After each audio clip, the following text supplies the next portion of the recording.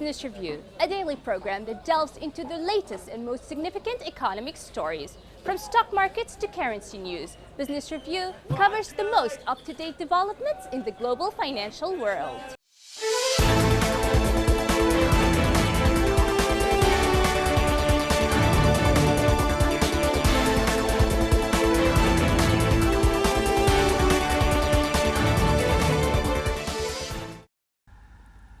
Italy's government approved on Monday, April the 6th, a new emergency decree that will offer 400 billion euros worth of liquidity and bank loans to companies hit by the virus.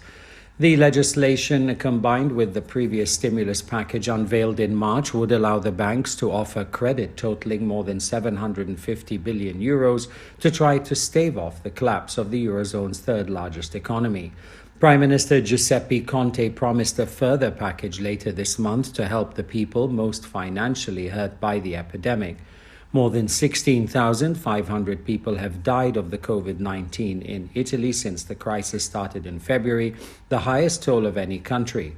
Rome has shuttered all businesses not deemed essential to the supply chain, at least until April the 13th. Italy said the Treasury will shield banks from the losses on 90% of loans to companies of all sizes in a move expected to inject some 200 billion euros into the economy. The guarantee can be extended to 100% of possible losses for loans not exceeding 25,000 euros. Lockdown restrictions imposed to fight the infection are expected to have pushed Italy's economy into its worst recession in modern history. Business lobby Confindustria said last week it was forecasting a 6% decline in national output this year. Meanwhile, the Prime Minister said he hoped the curbs could begin to be removed after April the 12th, but gave no further details.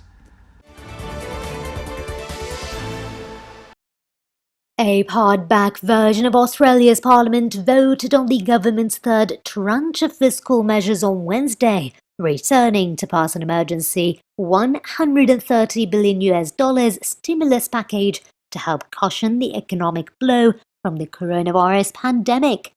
Fewer than normal lawmakers were present for the one-day sitting to minimize the risk of the virus spreading, with a package known as Job Seeker passing the House of Representatives and onto the Senate chamber. Citing the threat of a prolonged economic downturn, Morrison's government has promised to spend $130 billion over the next 6 months to subsidize the wages of 6 million Australians.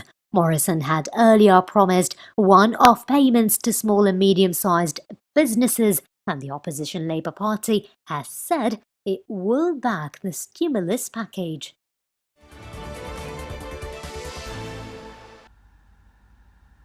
A partial lockdown began in Singapore on Tuesday, with most workplaces and schools closed in a bid to break the chain of COVID-19 community transmission in the city-state. During this month-long lockdown, workplaces will be shut apart from essential services, and schools have been moved to home-based learning. Singapore's citizens and residents are being advised not to socialize with anyone outside of their own household. Public transport will continue operations, whilst food outlets will remain open, but the government has urged people to either opt for takeaway or order delivery. Although the first case of COVID-19 landed on the country's shores as early as the end of January, infections initially remained low thanks to a strong tracing, detection and isolation framework. However, over the past month, there have been a marked increase in new cases as the numbers breach the 1,000 mark. Measures to reduce escalating case numbers were put in place, such as travel restrictions and the closure of entertainment venues, but as case numbers continue to increase, contact tracing became harder. The Singapore government has kept open lines of communication during the global pandemic, which has helped to bolster a belief in its transparency and allowed for a sense of calm.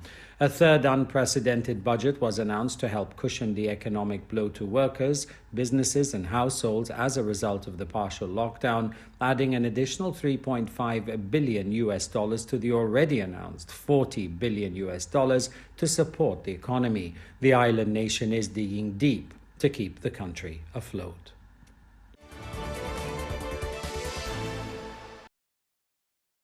Denmark is expected this weekend to reveal plans to relax its lockdown, becoming the first country outside of Asia to do so, reasoning that the risks of a deep recession may now be more dangerous for Danish society than a second outbreak. The country was one of the first in Europe to shut down, and with the number of coronavirus cases stabilizing, it is now facing tough decisions on reopening that many other governments around the world have lying ahead of them.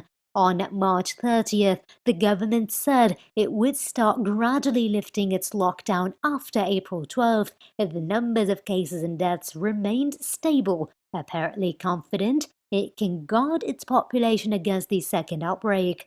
Danish Prime Minister Mette Frederiksen said she hoped to be able to present a plan for the first phase of a reopening by the end of this week after consultation with the other parties in government.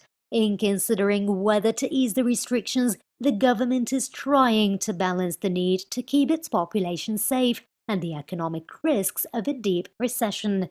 Denmark had reported 139 coronavirus-related deaths as of Friday, with the number of patients hospitalized falling this week.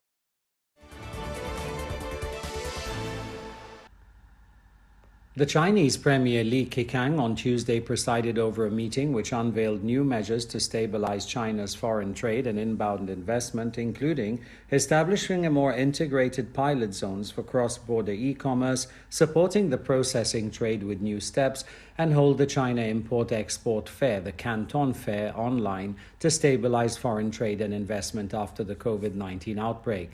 The meeting articulated that facing the massive impact brought by COVID-19 pandemic to the world economy and international trade and investment, authorities said that they should uphold expanding opening up and take a series of measures to stabilize foreign trade and inbound investment to mitigate the economic fallout of the pandemic. The measures include increasing 46 more cross-border e-commerce pilot zones, granting tax breaks to retail exports in the zones, and encouraging foreign-funded companies to invest in a wider range of industries. Companies in these zones will enjoy support policies such as exemption of value-added and consumption taxes on retail exports and an assessed levy of the corporate income tax. They'll also be supported in the joint building and sharing of overseas warehouses. The meeting also decided to convene an online Canton Fair in mid-June to allow traders from across the world to display their products virtually. On the part of stabilizing the global supply chain and supporting the resumption of work, the meeting pointed out that one solution is to expand the logistical capacity of the China-Europe freight train services and other freight train services. The meeting also unveiled supportive policies to extend the current tax incentives to small and micro businesses and farmers through to 2023. Japanese Prime Minister Shinzo Abe on April 7th has declared a state of emergency for Tokyo and 6 other prefectures to fight the new coronavirus infection in major population centers and unveiled a stimulus package he described as among the world's biggest to soften the economic blow. Speaking at a news conference to seek public support for his decision, Abe emphasized the need to reduce contact with people by 70 to 80%.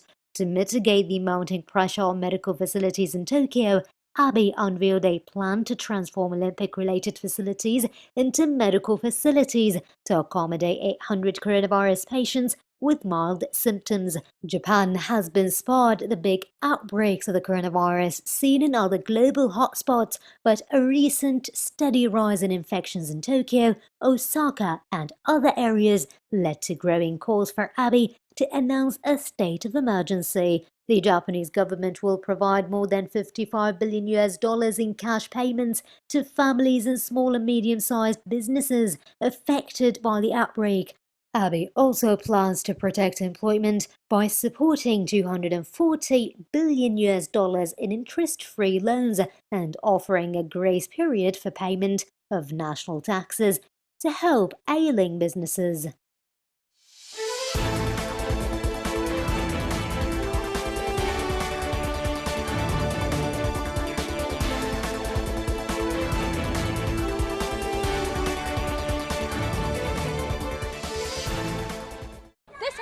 Business Review, your daily source for the most critical financial stories.